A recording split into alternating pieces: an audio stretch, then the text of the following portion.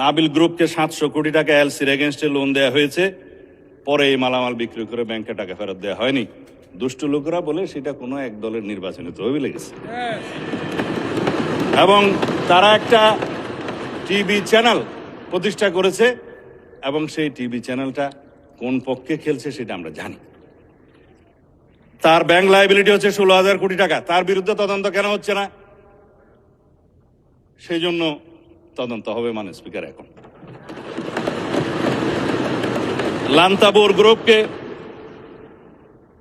Head অফিসের approval ছাড়া নির্বাচনের আগে 40 কোটি টাকা লোন দেওয়া হয়েছে, যার কোনো সদুত্তর নাই। এগুলো তদন্ত হবে মাননীয় স্পিকার।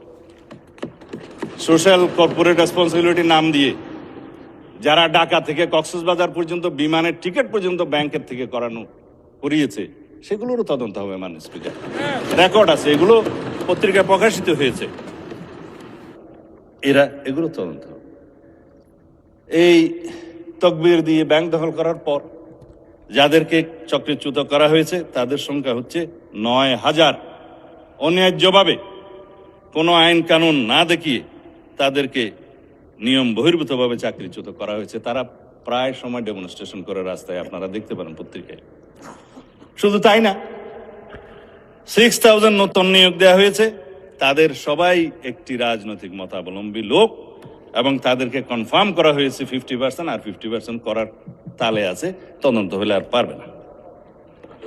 13,000 প্রমোশন দেওয়া হয়েছে, যারা যেই ক্যাটাগরি থেকে প্রমোশন পেয়ে যে ক্যাটাগরিতে যাওয়ার কথা না, 2টা 3টা করে প্রমোশন দেওয়া হয়েছে। এই অনিয়মগুলো তো হয়েছে মাননীয় স্পিকার, ইসলামের নামেই তো হয়েছে বলে মনে হয়। তো সুতরাং এগুলো তদন্ত হলে হয়তোবা আমাদের কারো নাম ওখানে চলে আসতে পারে।